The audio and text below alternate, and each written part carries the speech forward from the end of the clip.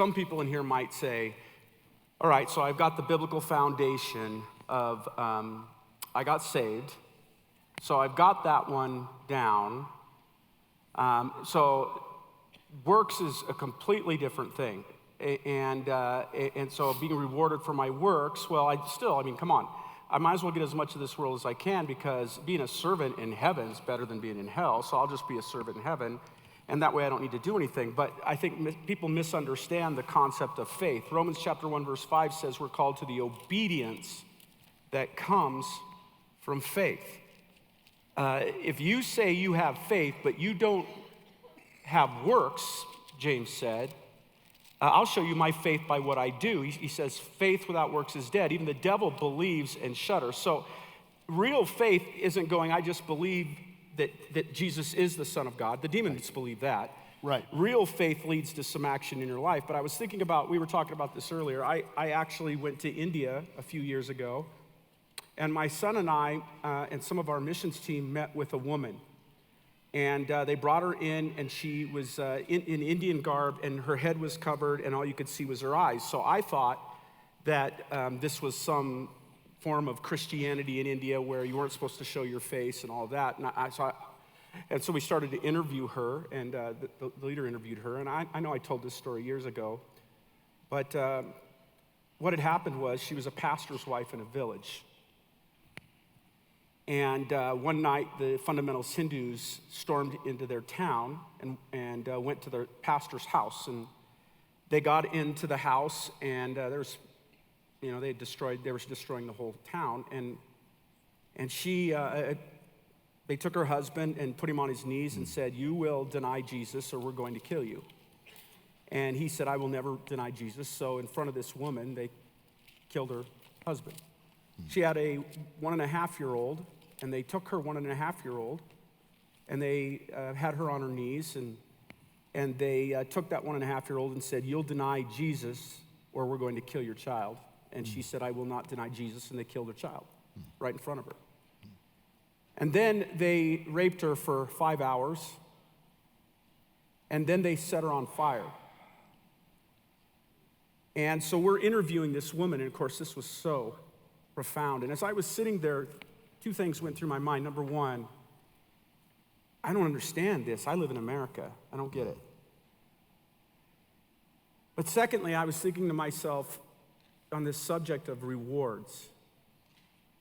The fact that she stood for the faith, now as a burned woman, caring for other people, it's what she was doing. She was serving, and she had, even though she was tears in her eyes, there was a joy she had. And I was thinking, if this woman doesn't get a better mansion than me, then there's a problem. In fact, I'll build it for her when I get there. Yeah. And that itself would be a great reward, to have that privilege. Yeah, to honor these people who, in the new heaven, in the new earth, there's not going to be jealousy, sinful. So it's not like, hey, why did they get something better than me, as if I'm somehow. But at the same time, there is this concept. Jesus said, don't store up for yourself treasures on earth where moss and rust destroy and thieves break it and steal, but store up for yourselves treasures in heaven. And so there's some people that are down here trying to get as much of the world as they can, and though their faith may save them, there are other people that are sending things to heaven for their retirement program every single day. And so this concept of reward is an important concept. It really is, and you see it woven throughout Scripture, and you have Jesus saying things like, be faithful in little, I'll put you over much. I'll put you over 5 cities. I'll put you over 10 cities. I don't know who I pointed that gets the 5 cities and who had.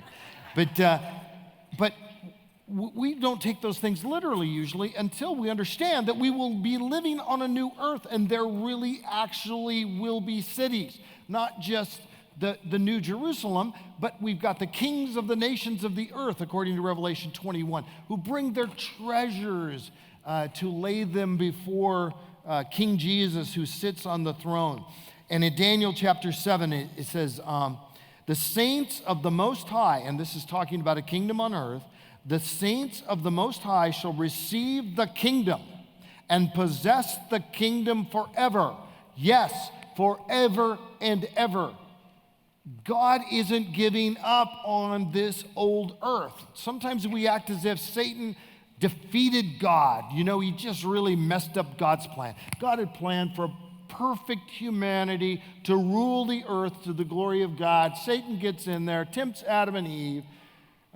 They are the only human beings in all history who will experience what it is to rule the earth for God's glory. And as far as we know, it appears to have been a very short period of time. The rest of us, nothing. And now the best God can do is snatch our souls out of this world and send them off as disembodied spirits to drift around in the angelic realm for all eternity. That is not what the Bible teaches. It teaches that God's plan is to not only redeem his people, but to redeem the earth itself, and for the redeemed kingdoms of the earth to be under the rule and direction of God's people. The saints of the Most High shall receive the kingdom and possess that kingdom forever and ever. A few verses later, the Ancient of Days came. Judgment was given for the saints of the Most High, and the time came when the saints possessed the kingdom. Maybe 6 verses later, verse 27 of Daniel 7, and the kingdom and the dominion and the greatness of the kingdoms under the whole heaven, that's down on earth, shall be given to the people of the saints of the Most High, and his kingdom shall be an everlasting kingdom, and all dominions shall serve and obey him. We will serve under the King of Kings.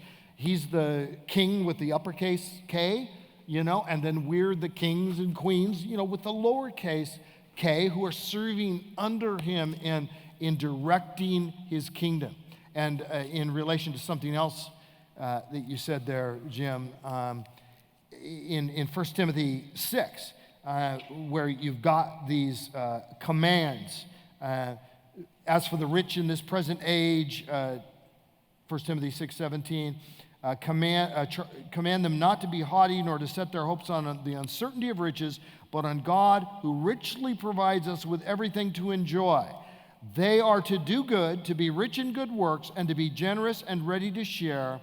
Thus, now listen to this, storing up treasure for themselves as a good foundation for the future, for the coming age. Well, this clearly, he is thinking of what Jesus said in Matthew 6. Don't store up for yourselves treasures on earth. Do store up for yourselves treasures in heaven. Don't store up treasures for yourself on earth, not because it's the wrong thing to do, but it's the stupid thing to do. They're not going to last. So instead, take them and store them up, earthly treasures in God's eternal kingdom. And then, when you die, and in fact, every day of your life until you die, instead of heading away from your treasures, you'll be headed toward your treasures. The person who spends his life accumulating treasures that he's going to have to leave behind has reason to despair. Every day I get further away from them. Either they'll be taken from me or I'll be taken from them. But I do not have a lasting relationship with these earthly treasures. Instead, God says, store them up in heaven so they'll be waiting for you there.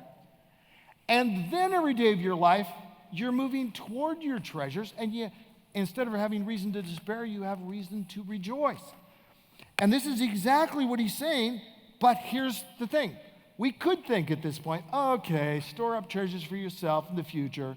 So take the wealth God has entrusted you and give it generously to others and invest in God's kingdom. And then one day in heaven, you'll be glad you did, because then you'll see the payoff. And meanwhile, you'll be a whiny, miserable person who wishes you could have held on to all that stuff, because all that stuff, if there's one thing we know in this culture, is all that stuff just makes us so happy, doesn't it?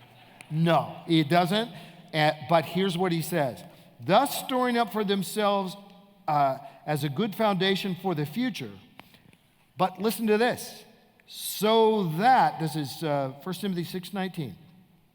So that they may take hold, present tense, so that they may take hold of the life that is truly life. In other words, so that not only will you have all this treasure awaiting you in the future, in the presence of God, but you will now, here and now, experience the good life that God has called you to. The life that is happy, the abundant life, the life that is centered on Jesus. The payoff is for sure for all eternity. And if that was all there was, it would certainly be worth it. But the payoff is also here and now in this life. Do you want to be happier and more fulfilled now and have eternal treasures and rewards in heaven? That's the way it's done.